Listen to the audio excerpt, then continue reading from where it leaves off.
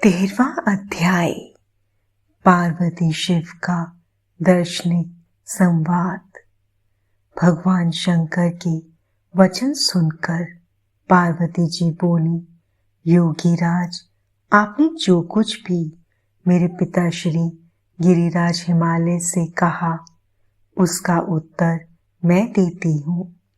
अंतर्यामी, आपने महान तप करने का निश्चय किया है। ऐसा करने का निश्चय आपने शक्ति के कारण ही लिया है। सभी कर्मों को करने की यह शक्ति ही प्रकृति है। प्रकृति ही सबकी सृष्टि, पालन और संहार करती है। प्रभु, आप थोड़ा विचार करें, प्रकृति क्या है और आप कौन हैं?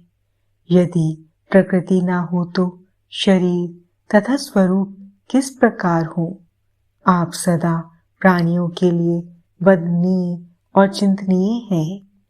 यह सब प्रकृति के ही कारण है। पार्वती जी के वचनों को सुनकर उत्तम लीला करने वाले भगवान शिव हंसते हुए बोले, मैं अपने कठोर तप द्वारा प्रकृति का नाश कर चुका हूँ। अब मैं तत्व रूप में ही स्थित हूँ। साधु पुरुषों को प्रकृति का संग्रह नहीं करना चाहिए।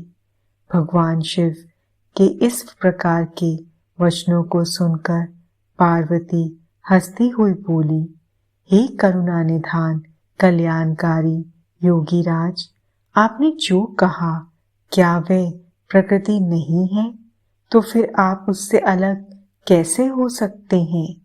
बोलना या कुछ भी करना अर्थात हमारे द्वारा किया गया हर क्रियाकलाप ही प्रकृति है। हम सदा ही प्रकृति के ही वश में हैं। यदि आप प्रकृति से अलग हैं तो ना आपको बोलना चाहिए और ना ही कुछ और करना चाहिए, क्योंकि ये कार्य तो प्रकृति के हैं अर्थात प्राकृत हैं। भगवान, आप हंसते, सुनते, खाते, देखते और करते हैं, वह सब भी तो प्रकृति का ही कार्य है। इसलिए व्यर्थ के वाद विवाद से कोई लाभ नहीं है। यदि आप वाकई प्रकृति से अलग हैं तो इस समय यहाँ तपस्या क्यों कर रहे हैं? सच तो यह है कि आप प्रकृति के वश में हैं और इस समय अपने स्वरूप को खोजने के लिए ही तपस्या में लीन रहना चाहते हैं।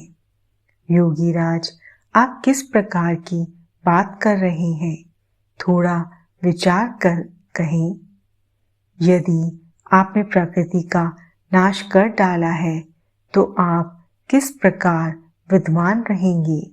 क्योंकि संसार तो सदा ही प्रकृति से बंधा हुआ है। क्या आप प्रकृति का यह तत्व नहीं जान रहे हैं कि मैं ही प्रकृति हूँ और आप पुरुष हैं? यह पूर्णतया सच है। मेरे ही कारण आप सगुण और साकार माने जाते हैं। भगवान, आप जितेंद्रिय होने पर भी प्रकृति के अनुसार ही कर्म करते हैं। हे महादेव, यदि आप यही मानते हैं कि आप प्रकृति से अलग हैं तो आपको मेरी किसी भी सेवा से और किसी भी प्रकार से डरना नहीं चाहिए। पार्वती के मुख से निकले सांख्य शास्त्र में डूबे हुए वचन सुनकर भगवान शिव निरुत्तर हो गए। तब उन्होंने पार्वती जी को अपने दर्शन और सेवा करने की आज्ञा प्रसन्नता पूर्वक प्रदान कर दी। तत्पश्चात भगवान शिव पर्वतराज हिमालय से बोले, हे गिरिराज हिमालय, मैं तुम्हारे इस शिखर पर तपस्या करना चाहता हूँ। कृपया मुझे इसकी आज्ञा प्रदान करें। देवादिदेव भगवान शिव के इस प्रकार के वचनों को सुनकर गिरिराज हिमालय दोनों हाथ जोड़कर बोले, हे महादेव, यह पूरा संसार आपका ही है। सभी देवता, असुर और मनुष्य सदैव आपका ही पूजन और चिंतन करते हैं, मैं आपके सामने एक तुच्छ मनुष्य हूँ, भला मैं आपको किस प्रकार आज्ञा दे सकता हूँ। प्रभु, ये आपकी इच्छा है, आप जब तक यहाँ निवास करना चाहें कर सकते हैं। गिरिराज के इन वचनों को सुनकर भगवान शिव मुस्कुराने लगे और आदरपूर्वक हिमालय से बोले, अब आप जाइए, अब हमारी तप करने की इच्छा है। तुम्हारी कन्या नित्य आकर मेरा दर्शन कर सकती है और मेरी सेवा करने की भी मैं उसे आज्ञा देता हूँ। लोक कल्याणकारी भगवान शिव के इन उत्तम वचनों को सुनकर हिमालय और पार्वती जी बहुत प्रसन्न हुए। उन्होंने त्रिलोकीनाथ भगवान शिव को नमस्कार किया और अपने घर लौट गए। उसी दिन से पार्वती जी प्रतिदिन भगवान शिव के दर्शनों के लिए वहां आती। उस समय उनके साथ उनकी 2 सखियां भी वहां जाती और भक्ति पूर्वक शिव जी की सेवा करती। वे महादेव के चरणों को धोकर उस चरणामृत को पीती थी। तत्पश्चात उनके चरणों को पहुंचती। फिर उनका षोडशोपचार अर्थात 16 उपचारों से विधिवत पूजन करने के पश्चात अपने घर वापस लौट आती। इस प्रकार प्रतिदिन शिवजी का पूजन करते हुए बहुत समय व्यतीत हो गया। कभी कभी पार्वती जी अपनी सखियों के साथ वहां भक्ति पूर्वक उनके भजनों को भी गाती थी। एक दिन सदाशिव ने पार्वती जी को इस प्रकार अपनी सेवा में तत्पर देखकर विचार किया कि जब इनके हृदय में उपजे अभिमान के बीज के अंकुर का नाश हो जाएगा, तभी मैं इनका पानी ग्रहण करूंगा। ऐसा सोचकर लीलाधारी भगवान शिव पुनः ध्यान में मगन हो गए। तब उनका मन चिंता मुक्त हो गया। तब देवी पार्वती भगवान शिव के रूप का चिंतन करती हुई भक्ति भाव से उनकी सेवा करती रहती।